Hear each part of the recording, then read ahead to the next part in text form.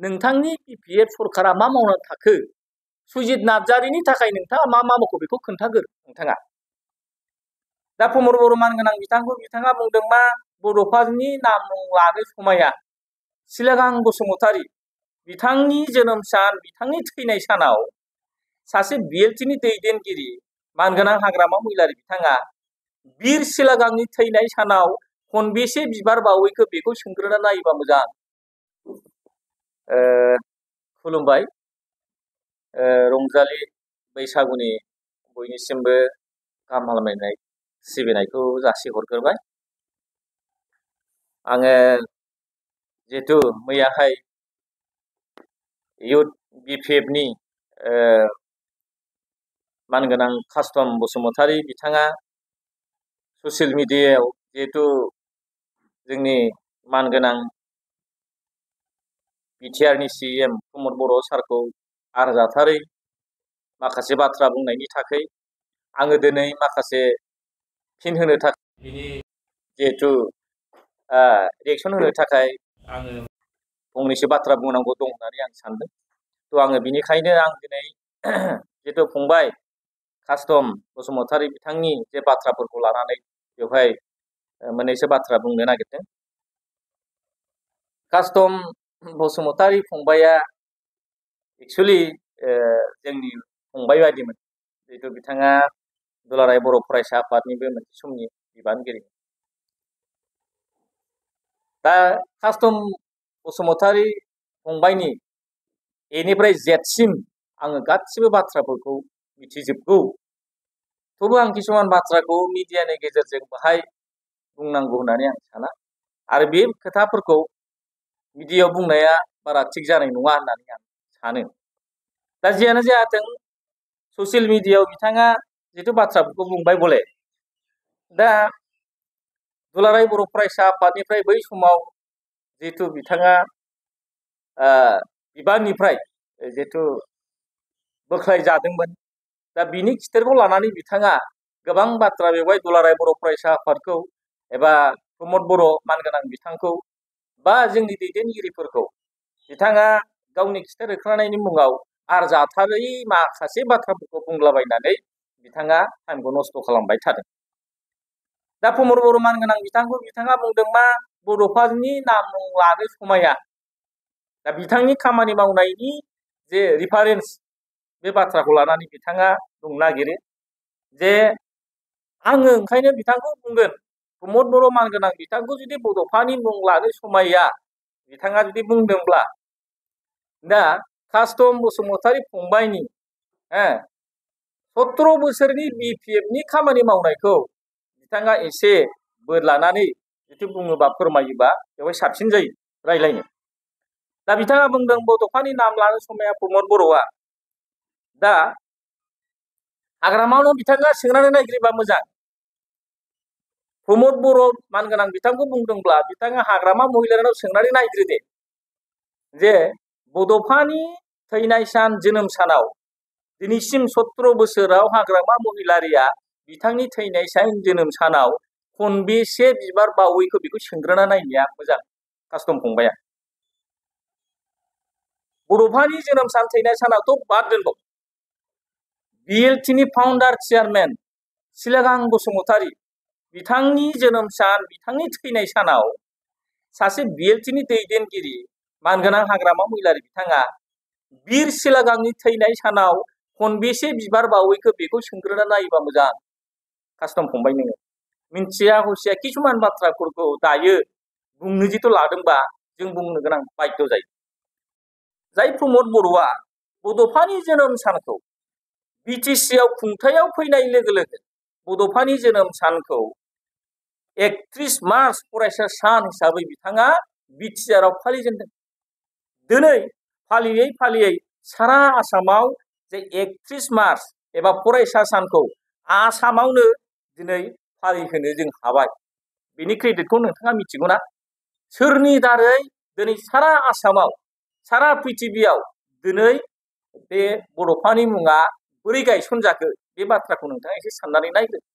दिनै बड'फानि मुङाव प्रमद बर' दैदेननाय सरकारा बोसोरब्रै नि गेजेरावनो गोबां हाबाफारि लादों बेखौ 17 बोसोराव नोंथाङा रिफारेन्स खालामनानै नाय सुपार 50 मिशननि दारै दिनै दिल्लीयाव UPSC कचिं होगासिनो दं नोंथाङा नुदोंना दिनै सुपार 50 नि दारै मेडिकेल कचिं केम्प सोलिगासिनो दं दिनै सुपार 50 नि दारै इन्जिनियार कचिं जों होगासिनो दं बा UPPL जे प्रमद बर' दैदेननाय सरकारा दिनै बे कचिंखौ होगासिनो दं आरो बड'फानि मुङाव सानथ्र'हायै नोंथांनो जों दिनै फोरमायनो हायो नोंथाङा जुदि गियानि व्यक्तिबा नोंथाङा जुदि बुजिना व्यक्तिबा नोंथाङा नोट खालामनानै ला नोंथाङा बुजिनानै ला गोदान दिल्लीयाव दिनै बड'फानि मुङाव प्रमद बर' दैदेननाय सरकारा बड'फाखौ गोजोरै गायसननांगौनि थाखाय दिल्ली दरबारावनो लामायाव बड'फानि मुंखौ दिनै फोसावनानै दिल्ली बायदि जायगायाव बड'फानि मुंखौ रोशन खालामनो दिनै प्रमद बर' सरकारा साक्सेस जानो हाबाय आरो बेल' नङा बरागारियाव मडेल भिलेज गायसननानै जे बड'फानि जोनोम जायगा बे जोनोम थावनियाव मडेल भिलेज गायसननानै दिनै प्रमद बर' दैदेननाय सरकारा बरागारि गामियाव जौगानायनि थाखाय गोबां अनुस्थान बिदि गायसननानै दिनै लेखा फरायनायनि खामानि मावनायनि आबाद खालामनायनि बेबायदि थासारिखौ दिनै खालामगासिनो दं आरो बिनि अनगायैबो बड'फाखौ फबनाय जे थुलुंगाफुरि बे थुलुंगाफुरियाव प्रमद बर' दैदेननाय सरकारा खौथि रांनि थाखाय दिनै जौगालु हाबा मावनायनि गेजेरजों बड'फानि मुंखौ गोजोर खालामनांगौनि थाखाय बेवहाय कनस्ट्राक्सन सोलिगासिनो दं बेवहाय गुबुन गुबुन जौगाथाय खामानि मावगासिनो दं नोंथाङा नुदोंना आरो बिनि अनगायै गोबां हाबाफारिबो प्रमद बर' मानगोनां बिथाङा लादों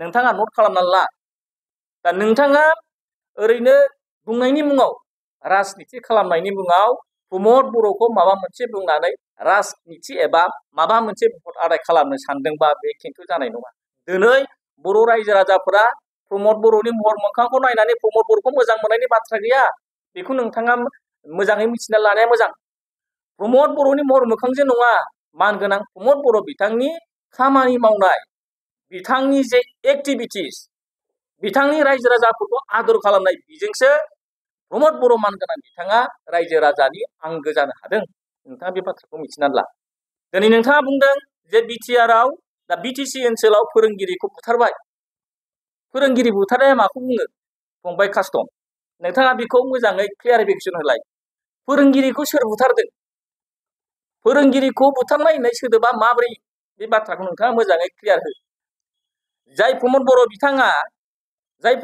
बिथाङा 200निबो बांसिन स्कुल रिपेयारिं दिनै खालामगासिनो दं फोरोंगिरिफोरनि सायावनो बिथाङा नायबिजिरनानै रोजा रोजा फोरोंगिरिफोरखौ दिनै एपइन्टमेन्ट होगासिनो दं फोरोंगिरि थिसनगासिनो दं नोंथाङा बेखौ मिथिना मिथिया गोबां एडिशनेल क्लासरुम बानायदों टिचार एक्सप्लजार भिजिट खालामना गोबां जायगाफोराव फोरोंगिरिफोरनि जे एक्सपिरियेन्स बेखौ बारायदों गंफ्रोमबो फरायसालिफोरखौ स्कुल एडप्शन खालामनानै स्कुलनि गोनांथिखौ नांगौथिखौ दिनै मानगोनां प्रमद बर' बिथाङा खालामगासिनो दं आं दहाय गिबियावनो बुंदों सुपार 50 नि गेजेरजों गोबां हाबाफारि लागासिनो दं बिनि अनगायैबो गियान सोरां आलारि सोरां गुबुन गुबुन जे बिथिंनि गेजेरजों स्किमनि दारै जोंनि फरायसाफोरखौ जोंनि सोलोंसाफोरखौ फरायनायाव दावगानायाव फरायसालियाव फोरोंगिरिफोरखौ बेबादि हेल्प खालामनो थाखाय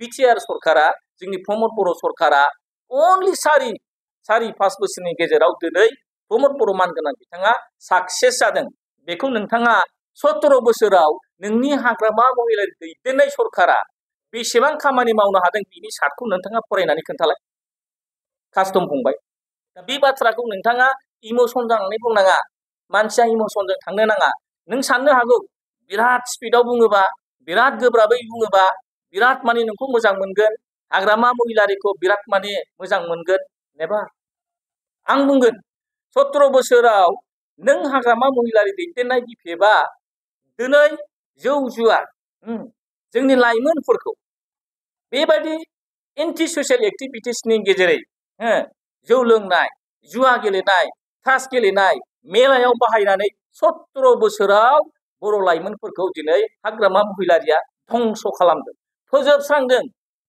जोंनि लाइमोनखौल' नङा जोंनि ससाइटिखौनो बर' जाथिखौनो मोनसे धंस खालामनो थांगासिनो दंमोन। बेखौ प्रमद बर' मानगोनां बिथाङा रखना बेखना होनानै दिनै जोंनि बिटिआर सरकारा हमथानो हादों। आरो बिनि थाखाय दिनै क'क्राझाराव नलेज फेस्टिभेल जादों। नोंथाङा मिथिगौना मिथिया? नलेज फेस्टिभेल जादों। दिनै लेटारेरि फेस्टिभेल जादों। गोजान गोजान जायगानिफ्राय देश बिदेशनिफ्राय श्रीलंकानिफ्राय जापाननिफ्राय गोबां बिदेशनिफ्राय मोजां मोजां थुनलाइगिरि, मोजां मोजां खन्थाइगिरि, मोजां मोजां लिटारेसारनि मानसिफ्रा क'क्राझाराव फैनानै दिनै क'क्राझारनि परिस्थितिखौ दिनै बिथांमोना बाख्नायलांदों। बे जों क्रेडिट लानाय बाथ्रा नङा। नोंथाङा खोन्था 17 बोसोराव हाग्रामा महिला दैदेननाय सरकारा मालाबा बे खामानिखौ मावफेरदोंमोन ना? मावाखै। नोंथाङा मोजाङै साननानै नाय। बाथ्राया सालाय दं होननानै ओरै बुंबानो जाया। 17 बोसोराव हाग्रामा महिलारि दैदेननाय सरकाराव मोजां मोजां फोरोंगिरि बुथारजादों। मोजां मोजां जोंनि बिजनेसमेनफोर गोमादों, लांखारदों, रां दाबिदों। बिराद गाज्रि गाज्रि खामानिया बिथांनि सरकाराव सोलिदों। बे बाथ्राखौ लानानै नोंथाङा रिफारेन्स खालामनानै बुंनो नाङा। आं बुंदों ओंखायनो प्रेक्टिकेल मावनायजोंसो नोंनि फोरमानखौ नोंथाङा देखायनांगोन। नों बुंब्लानो जाया। जायनि थाखाय दिनै मानगोनां प्रमद बर' दैदेननाय सरकारखौ रायजो राजाफ्रा आंगो जादों आरो रायजो राजाफोरनि खाथियाव अनसायजानाय मोननानै प्रमद बर'नि जे दिनै स्पिड, जे बिथांखौ मोजां मोननायनि जे थासारि हावा, बे ओरैबायदि गोसारदों बेखौ नोंथाङा हमथानो हाया। बुंनो नागिरदों जे कन्ट्राक्टरफोरा गोबां गाज्रि मोनबाय। बेखौ नोंथाङा गुबुंले दैयाव थब्ल'नानै सानस्रिनो नागिरबा जानाय नङा। कास्टम फंबाय, नोंथाङा बे दैस्लुङाव थब्ल'नाय बायदि बे बाथ्राखौ बुंनानै रिफारेन्स खालामनो नागिरदों। सोर बबे कन्ट्रेक्टरा सोर बबे मोजां बबे गाज्रि बेखौ नोंथाङा बासिनो नाङा। दिनै नोंथाङा बिनि एन्सारखौ हो। 17 बोसोर दैदेननाय सरकाराव 4.5 कौटि जे लाइबिलिटि बिपिएफ सरकारा गालांदोंमोन। दिनैबो बे बिथांमोन कन्ट्रेक्टरफोरा दिनैनि प्रमद बर' दैदेननाय सरकारनि जिहेतु बे सरकाराव जौगालु खामानि मावनायनि दारै जे प्रमद बर' बिथाङा लाइबिलिटियानो जा कन्ट्रेक्टरफोरनो जा नै पर्यायक्रमे दिनै मानगोनां प्रमद बर' बिथाङा बिलखौ पर्यायक्रमे दिनै होगासिनो दं, मोनगासिनो दं। नोंथाङा बिनि हिसाबखौ ला, मोजाङै नोंथाङा ला। आरो दिनै नोंथाङा बुंदों गुबुन जायगानि कन्ट्रेक्टरा बेहाय खामानि मावफैयो। नोंथाङा मिथिना मिथिया जे बेवहाय दिनै ग्लबेल मोनसे टेन्डार जायो। आरो जाय ग्लबेल टेन्डाराव जायफोर कन्ट्रेक्टर बिथांमोना जायफोरहा क्रिडेन्सियेल दं, जायफोर क्रिडेन्सियेल गोनां कन्ट्रेक्टर बिथांमोना बे ग्लबेल टेन्डाराव कन्ट्रेक्टरफ्रा खामानि मावनो मोनगासिनो दं। आरो बेखौ रावबो हमथानो हाया। दा बेवहाय खामानि मावनायनि बेलायाव नोंथाङा बेखौ लानानै राजनिति खालामनो नाङा। बेखौ नोंथाङा जेरै मिथिगौ जोंबो मिथिगौ आरो रायजो राजाफोरा मिथिगौ।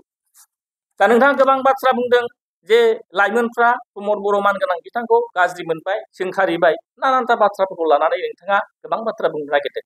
आं बुंगोन दिनै मानगोनां प्रमद बर' बिथांखौ दिनै जों बाख्नायनांगोनसो, बाख्नायनांगोन। लाइमोनफोरनि थाखाय दिनै प्रमद बर' मानगोनां बिथाङा गोबां हाबाफारि लादों। जेरैहाय नोंथाङा नाय बिर सिलागां स्टेडियाम, आं दहाय गिबियावनो बुंदों जोंनि बिएलटिनि फाउन्डार चेयारमेन मानगोनां बिर सिलागां बसुमतारी बिथांखौ मानगोनां प्रमद बर' बिथाङा दिनै स्वीकृति होदों। लाइमोनफोरनि मुङाव मोनफ्रोमबो समस्ति खुनु बिटिसिनि मोनसेबो बियाबा दिनै बाद थालाङाखै।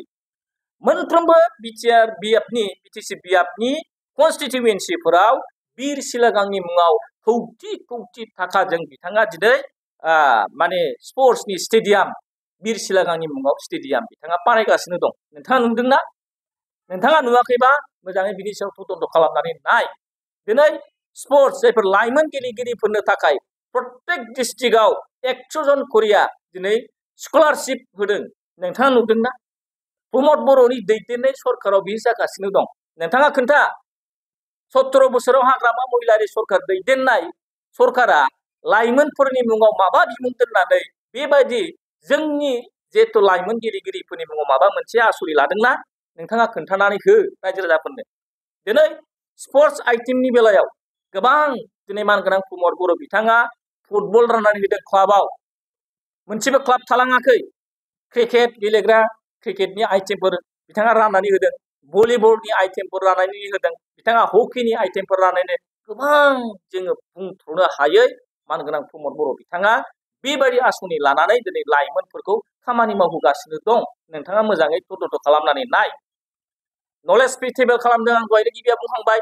लाइमोनफोरनि थाखाय दिनै क'क्राझाराव दिनै जों मोनसे क्रेडिट, दिनै क'क्राझाराव दुरान्ड काप जादों। लाइमोन गेलेगिरिफोरनि थाखाय बियो मोनसे क्रेडिट।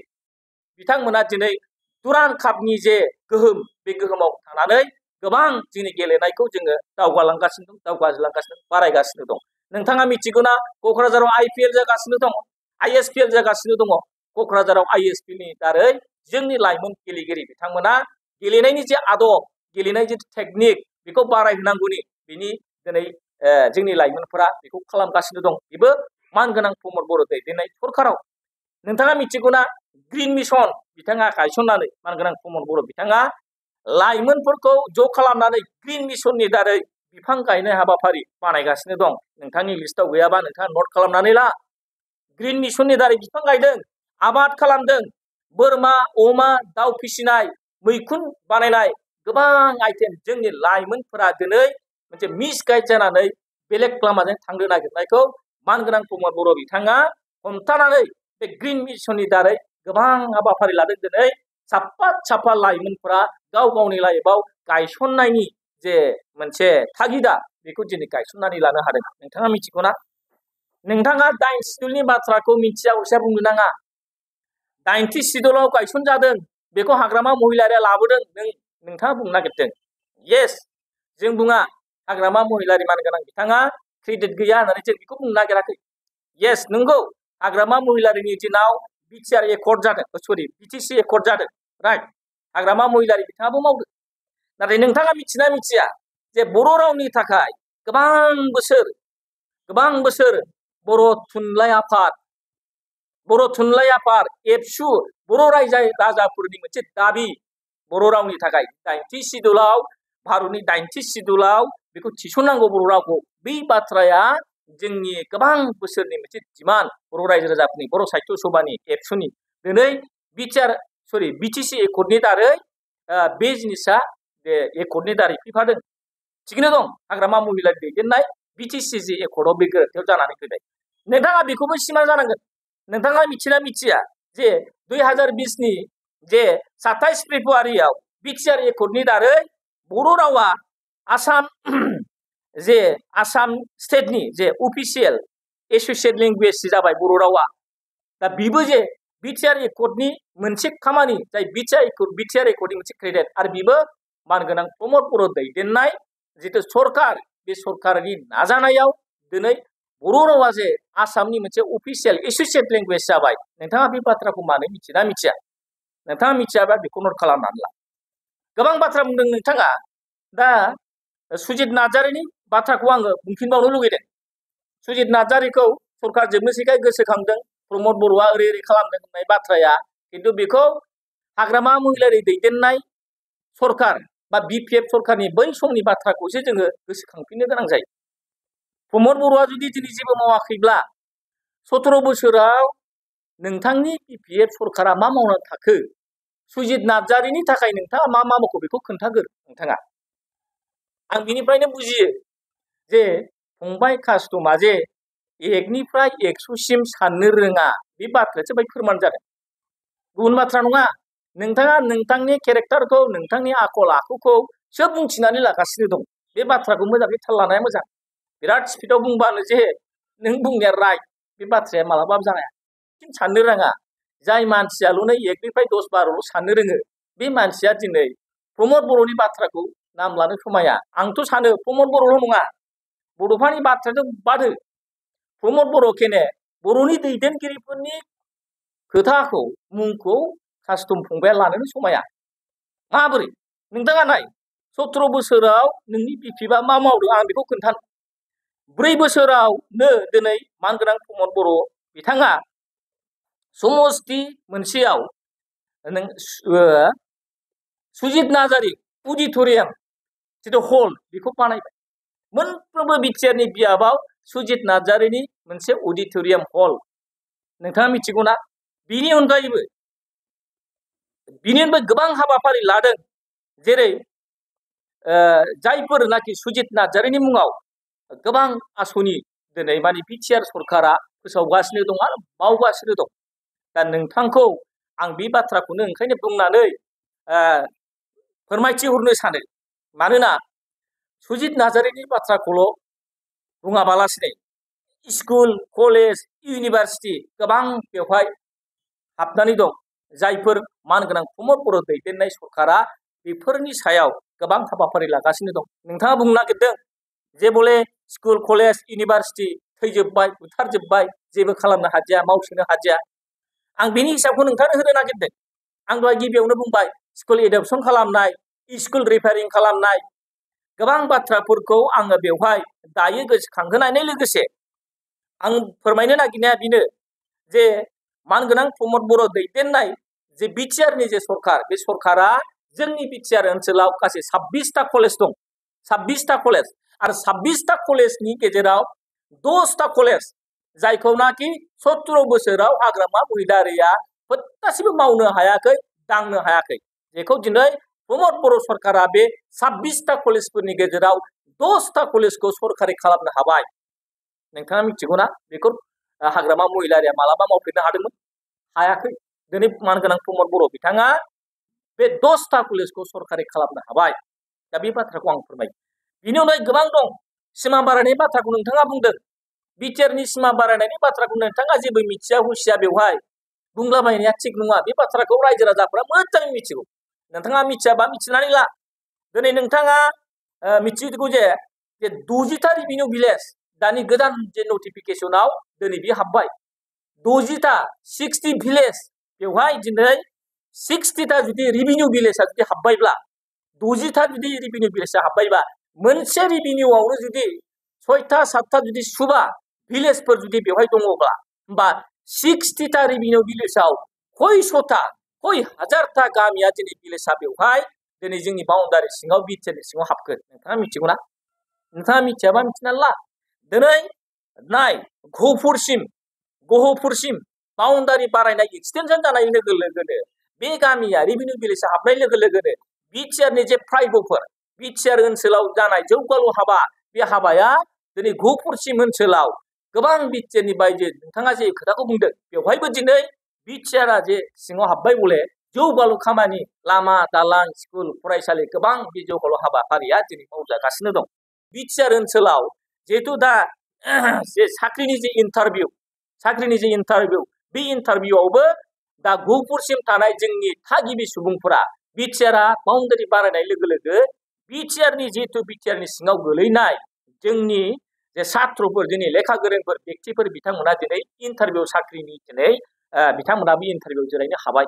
बे बाथ्राखौ नोंथाङा मोजाङै मिथिनानै ला। दा आं बे बाथ्राखौ बुंनानै नोंथांखौ आं फोरमायबावनो सानो जे नोंथाङा गावनो सासे बिराद क्रिटिकेल मानसि।